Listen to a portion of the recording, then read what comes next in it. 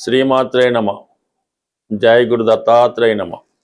ఈ వీడియోలో మనం వృశ్చిక రాశి వారికి మార్చి 1వ తారీఖు నుంచి 7వ తారీఖు మధ్యలో జరగబోయే వారఫలాలు పరిశీలించినప్పుడు చతుర్థ స్థానంలో 4 గ్రహాలు ఈ వారంలో సంచరించడం జరుగుతుంది.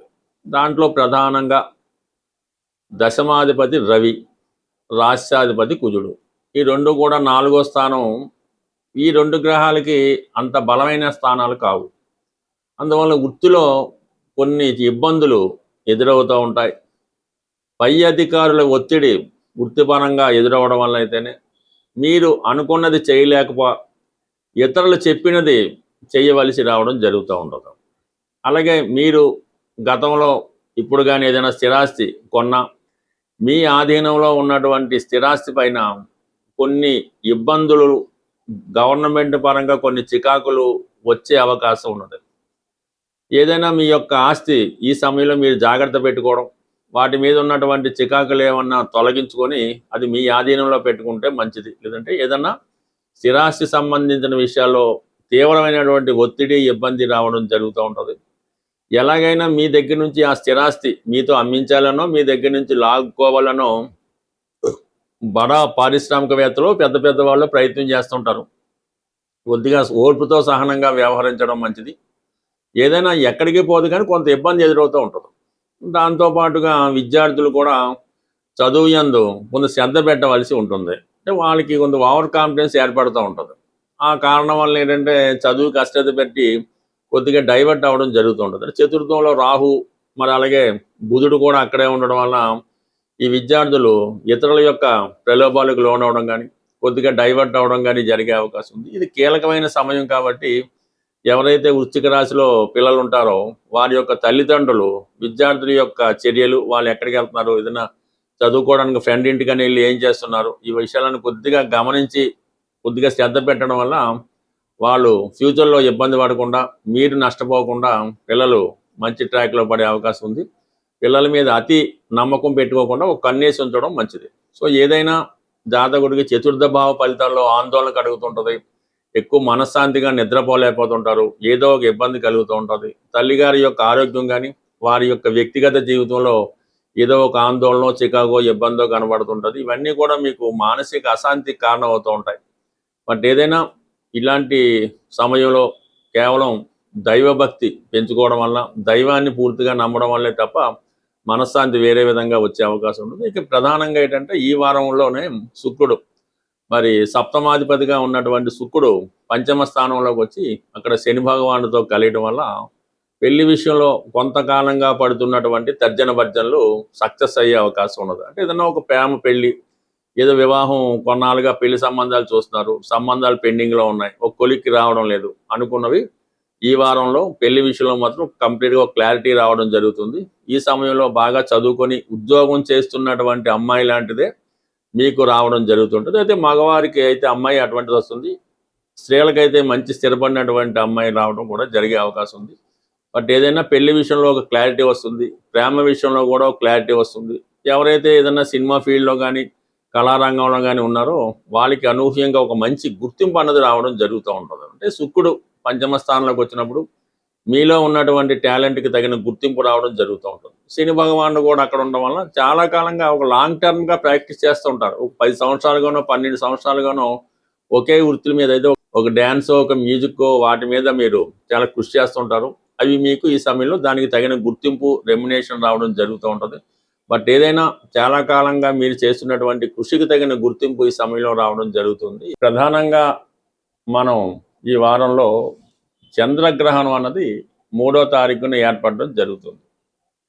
విధి విధానంగా అటు కుంభరాశి వారు, అటు సింహరాశి వారే కాకుండా ఇంచుమించుగా ప్రతి రాశి వారు కూడా ఈ గ్రహణ సంబంధించినటువంటి పరిహారాన్ని తప్పకుండా చేయవలసి ఉంటుంది. ఇప్పుడు చంద్రుడికి ఏర్పడుతున్నటువంటి ఈ గ్రహణం వల్ల చాలామందికి మానసిక అశాంతి లాంటిది ఏర్పడడం జరుగుతూ ఉంటుంది. ఏదో ఒక కష్టం జాతకుడికి కలుగుతూ ఉంటుంది. విద్యార్థులు ప్రధానంగా ఈ గ్రహణ నియమాన్ని పాటించి తగు విధంగా పరిహారం చేసుకుంటే విద్యలో బాగా రాణించి రాబోయే ఎగ్జామ్స్లో కంప్లీట్గా మీరు విజయం సాధించడానికి బాగుంటుంది. ఇటు వ్యాపారస్తులు కానీ ఉద్యోగస్తులు కానీ ఎవరైనా మీ యొక్క ఆచార ప్రకారం మీ యొక్క కుల గురువు కానీ మీ పంతులు గారు కానీ మీ ఆస్థాన పండితుడు కానీ అడిగి వారు చెప్పే విధంగా కంప్లీట్గా మీరు ఈ గ్రహణాన్ని విధి విధానంగా పాటించి తగు విధంగా దానం కూడా చేయవలసి ఉంటుంది. అది చంద్రగ్రహణం కాబట్టి ఈ బియ్యం డొనేట్ చేయడం వల్ల కలిగిపోతుంది. దాని తర్వాత కంప్లీట్గా మీరు శివుడికి ఆవుపాలతో అభిషేకం చేయించుకోవడం, వీలైతే కొంతమంది కన్నా భోజనం పెట్టించడం, అంటే అన్నదానం అది అనలేం కానీ ఒక 10 మంది అతిథులు పిలిపించి చక్కగా భోజనం పెట్టడం వల్ల ఈ గ్రహణం మీకు అనుకూలంగా మంచి ఫలితాన్ని ఇవ్వడం జరుగుతూ ఉంటుంది. ఇంకా ప్రధానంగా తల్లిగారి యొక్క ఆశీర్వాదం తీసుకున్నా కూడా ఈ గ్రహణ దోషం పోయి మీకు మంచి మనసు, మంచి ఆయుష్, మంచి జ్ఞానం వచ్చే అవకాశం ఉన్నది. సో దానివల్ల అది కంప్లీట్గా పాటించండి. తల్లిగారి యొక్క ఆశీస్సులు తీసుకోండి. తల్లిగారికి ఏదో ఒక బహుమతి ఇచ్చి వారి ఆశీస్సులు తీసుకుంటే ఇంకా బెటర్గా ఉంటుంది. సో దాంతోపాటుగా మన ప్రేక్షకులకి ఒక ముఖ్యమైనటువంటి విన్నపం ఏంటంటే, ప్రతి సంవత్సరం కూడా మా జ్యోతిష విజ్ఞాన కేంద్రం అనే ఒక ఫర్మ్ ద్వారా ఈ జ్యోతిష మహాసభలో నిర్వహించడం జరుగుతూ ఉంటుంది. సుమారుగా ఇది 10వ సంవత్సరం. ఈ నెల అంటే ఇంచుమించుగా ఈ మార్చి నెల 22వ తారీఖున ఆదివారం రోజు మన హైదరాబాద్లో ఈ సుందరయ్య విజ్ఞాన కేంద్రంలో ఈ జ్యోతిష సభ ఒకటి ఏర్పాటు చేయడం జరిగింది. దాంట్లో ప్రముఖుల్ని ఆహ్వానించి ఈ జ్యోతిషానికి ఉపయోగపడే, అంటే మీకు ఎవరైతే జ్యోతిష విద్యార్థులు ఉంటారో, జ్యోతిష్కులు ఉంటారో వారికి ఉపయోగపడే కొన్ని విషయాలు చర్చించడం జరుగుతుంటుంది. మీలో ఎవరికైనా ఈ జ్యోతిష సభలో పాల్గొని మీకు వచ్చిన విధంగా సభలో ప్రసంగించాలనుకున్నా, సభలో పాల్గొవాలన్నా మమ్మల్ని సంప్రదించవచ్చు. దీనికి ఏ విధమైనటువంటి ఫీజు ఉండదు. మరి సభలో పాల్గొన్న వారికి అన్ని సౌకర్యాలు, అంటే భోజన సౌకర్యాలన్నీ కూడా ఉచితంగానే ఏర్పాటు చేయడం జరుగుతుంది. ఎటువంటి ప్రవేశ రుసుము ఉండదు. కాబట్టి ఎవరైనా మా మీద అభిమానం ఉన్నవాళ్ళు, కొత్త విషయాలను తెలుసుకుందాం అనుకునే వాళ్ళు ఈ నెల 22వ తారీఖు ఆదివారం రోజు జరగబోయే సభకు ముందుగా మీ యొక్క పేర్లు ఇచ్చి మమ్మల్ని ప్రోత్సహిస్తారని ఆశిస్తూ, అలాగే ప్రధానంగా ఈ వారం నుంచి శుక్రుడు ఉచ్చస్థితిలోకి వచ్చి మరి కొన్ని రాసుల వారికి మాలవ్య మహాపురుష యోగం అనే యోగం ఏర్పడింది.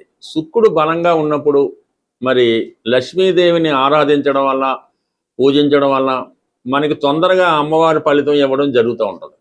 అందువల్ల ఏంటంటే ఈ సమయంలో మీరు ఈ రాబోయే ఈ మార్చి 1వ తారీఖు నుంచి 25వ తారీఖు మధ్యలో కనీసం ఒక 18 రోజులు పెట్టుకొని ప్రతిరోజు కూడా విధి విధానంగా లక్ష్మీ అమ్మవారిని, అంటే మీరు ఏ రూపంలో అమ్మవారిని ప్రసన్నం చేసుకున్నా పూజించినా పర్వాలేదు, కలవ పువ్వులతో అమ్మవారిని ఏదో ఒక శుక్రవారం రోజు కానీ మంగళవారం కానీ ఏ రోజైనా కలవ పువ్వులతో అమ్మవారిని అలంకరించి వీలైతే ఈ ప్రతిరోజు కూడా, అంటే ఈ శుక్రుడు ఉచ్చలో ఉన్న రోజులు కూడా శ్రీ సూక్తం కానీ, లక్ష్మీ స్తోత్రం కానీ, కనకదార స్తోత్రం కానీ పారాయణ చేస్తూ కంప్లీట్గా మీరు ఈ విధానం పాటించడం వల్ల, అలాగే ఏదైనా అమ్మవారి ఆలయంలో అమ్మవారి కలవ పువ్వులతో అర్చన చేయడం, దానివల్ల ఏంటంటే మీకు అమ్మవారు తొందరగా అనుగ్రహించడం జరుగుతూ ఉంటుంది.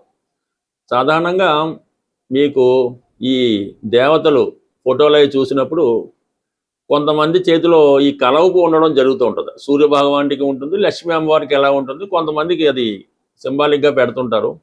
ఎవరి చేతిలో ఈ కలవ పువ్వు ఉన్నట్టు ఆ చిత్రపటం లేదంటే ఆ దేవతామూర్తి ఉంటుందో వారు మీకు ధనాన్ని ఇవ్వడానికి రెడీగా ఉంటారన్నమాట. అందుకే ఆ సింబల్ అక్కడ పెట్టడం జరుగుతూ ఉంటుంది.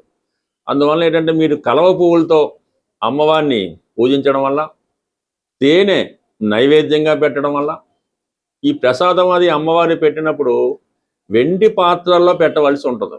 ఎక్కువ మంది ఏంటంటే స్టీలు పాత్రల్లో పెట్టడం అన్నటువంటిది అది చాలా పొరపాటు. తెలియచేయడం వల్ల తప్పు లేదు, కానీ ఎట్టి పరిస్థితుల్లో కూడా దైవ ఆరాధనకి ఇనప సంబంధించింది, స్టీలు సంబంధించింది ఎట్టి పరిస్థితుల్లో కూడా వాడకుండా ఉంటేనే మంచిది.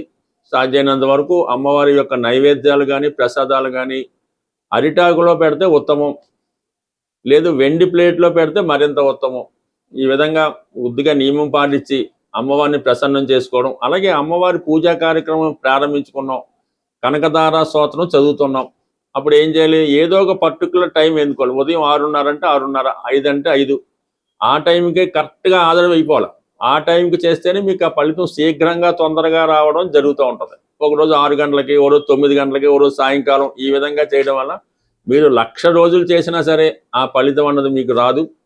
ప్రధానంగా మీరు అమ్మవారికి సంబంధించినటువంటి ఏ స్తోత్రం పారాయణ చేసినా ముందుగా అది చక్కగా విని దాని తాలూకా అర్థం పూర్తిగా తెలుసుకొని అది చదవడం వల్ల, పారాయణ చేయడం వల్ల ఆ ఫలితం మీకు తొందరగా వస్తుంది. అది మీకు తెలిసిపోతూ ఉంటుంది. మీరు ఒక్కొక్క వాడు చదువుతుంటే ఆ స్తోత్రం పూర్తయ్యే లోపల అది మీకు ఎటువంటి అనుభవిస్తున్నది మీరు ప్రత్యక్షంగా దాన్ని అనుభవించడం జరుగుతూ ఉంటుంది. ఎప్పుడది దాని యొక్క పూర్తి అర్థం తెలిసినప్పుడు అది మనకుగా భావించి మీకు తెలుస్తూ ఉంటుంది.